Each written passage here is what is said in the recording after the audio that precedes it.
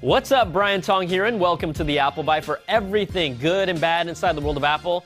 Now, I know last week kind of felt like a Google Byte, but we have a bunch of stories this week, so let's get started.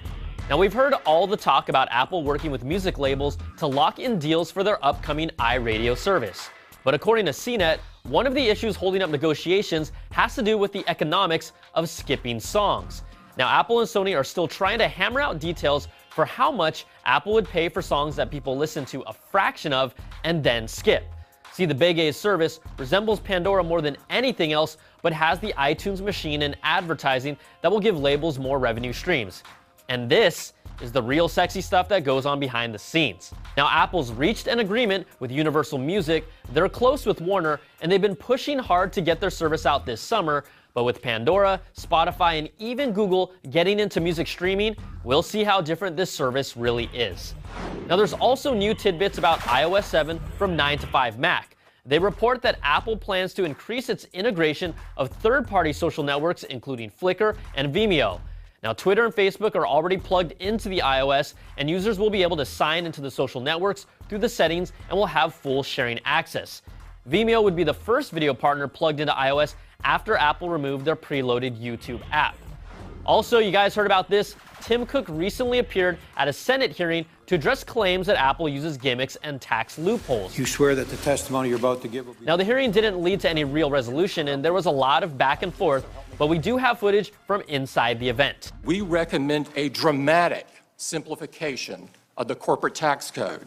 We don't depend on tax gimmicks.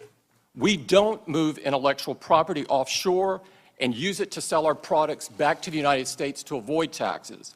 We don't stash money on some Caribbean island.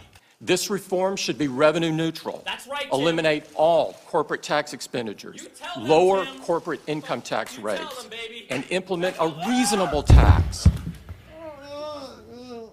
that allows the free flow of capital back to the United States.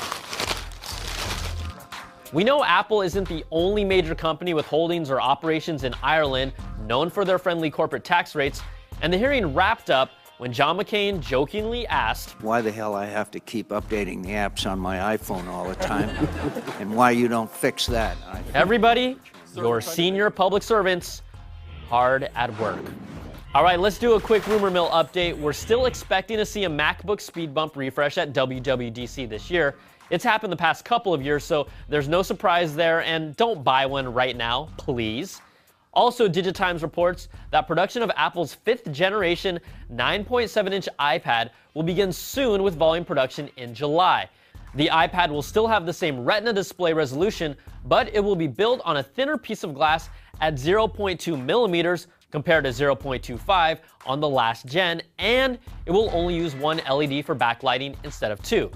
The report claims the changes will contribute to making the 5th gen iPad 25 to 33% lighter than the 4th gen.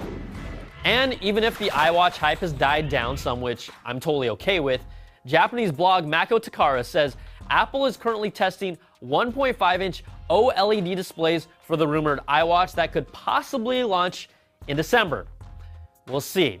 Also, Apple said they intended to manufacture one of its existing Mac lines exclusively here in the US, and Tim Cook revealed it will be in Texas, the Longhorn State. Now, Cook added they're investing $100 million. The product will be assembled in Texas. It will include components made in Illinois and Florida and rely on equipment produced in Kentucky and Michigan. They also say the new name of the product line will be the Amerimac.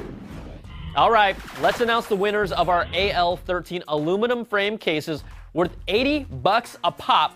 We asked you the name of the person we identified as the Apple beta tester, and it was the one, the only DJ Pauly D. But some of you guessed like really bad, but it's okay. So congrats go out to our winners from Twitter, Louis Becerra and Sharon Nin with 2 N's. And our email winners are Christopher Carr, Kathy Lee, and Nathan Smart, who went the extra mile and said DJ Pauly D has nothing on DJ B Tong. And I like that one. Plus, we'll be in touch with the winners, and congrats go out to you. But before we go, we get some really interesting emails once in a while, like this one.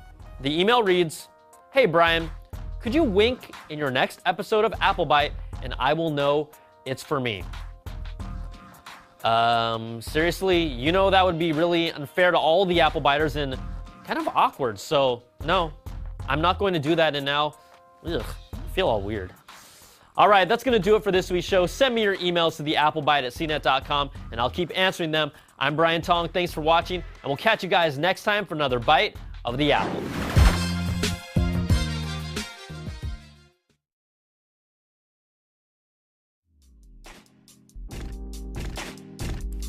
Oh, hey there.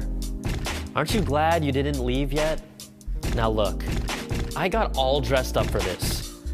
Oh yeah. Now, I saved this for the very end because I wanted to make sure no one else was watching, and I didn't want to make anyone jealous. So here's what you asked for. Just like that. Just for you and no one else.